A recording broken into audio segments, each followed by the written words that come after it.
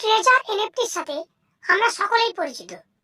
এখানে ইনকামের প্রধান পদ্ধতি হলো রিজার্ভেশন। এই রিজার্ভেশনে নানা সময় নানা সমস্যা দেখা দেয়।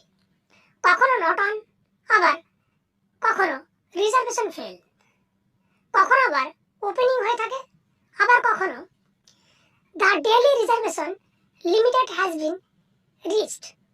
কিন্তু এখন আমরা এক নতুন সমস্যায় ভুগছি।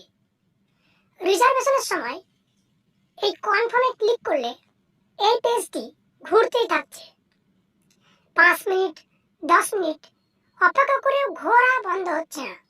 কিন্তু যখন আমরা ব্যাক করছি, কালেক্টরে গিয়ে দেখছি এনএফটি কেনা হয়ে গেছে। চলুন আমরা এই ভিডিওর মাধ্যমে রিজার্ভেশনের সময় এই যে সমস্যা, এর কারণ ব্যাখ্যা করি। প্রথম সমস্যা, রিজার্ভেশনে ডিলে বা দেরি। আমরা যখন আগে রিজার্ভেশন করতাম তখন রিজার্ভেশন সেকশনে এসে এখানে কনফার্মে ক্লিক করলে আমাদের সামনে এনএফটি চলে আসতো। তারপর এখানে এই কনফার্মে ক্লিক করতাম, এনএফটি বাই হয়ে যেত।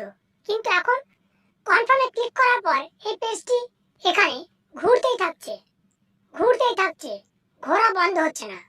5 মিনিট 10 মিনিট ওয়েট করেও ফল মিলছে না। কিন্তু এখানে ব্যাক করে কালেক্টরে দেখতে পাচ্ছি এনএফটি বাই হয়ে গেছে।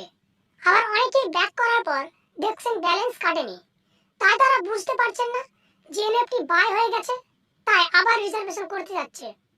আর এমন একটা লেখা চলে আসছে, reservation failed, the daily reservation limited has been reached. শুরু হয় হয়রানি।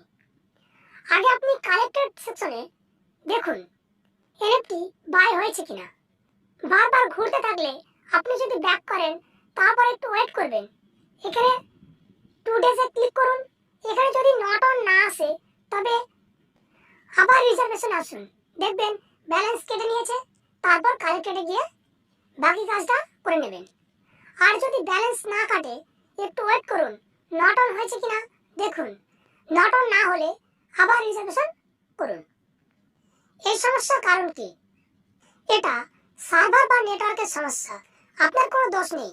এমন ভাবে রিজার্ভেশন করে যদি ইনকাম আসে তাতে কোনো সমস্যা নেই, এমন ভাবেই সকলেরই কাজ চলছে। তবে হ্যাঁ, এই সমস্যাটি দিনের মূলত সবসময়তেই হয় না। আমার একটি আইডিতে আমি প্রতিদিন সকাল 6:30টার দিকে রিজার্ভেশন করি, কোনো সমস্যা হয় না।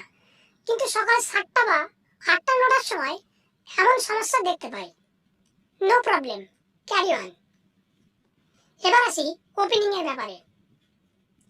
অনেক সময় রিজার্ভেশনের সময় ওপেনিং চলে আসে, কিছুক্ষণ পর ওপেনিং লেখাটা চলে যায়, তারপর এনএফটি বিক্রি করতে পারেন। এখানে এই সমস্যাটাও সার্ভারগত প্রবলেম। যদি আপনার বাই করার পর ওপেনিং হয়ে যায় তাহলে ওয়েট করুন, কিছুক্ষণ পরে ঠিক হয়ে যাবে, তখন সেল করবেন। আমার একদিন ওপেনিং হয়েছিল, সেদিন আর এনএফটি সেল করতে খেয়াল ছিল না।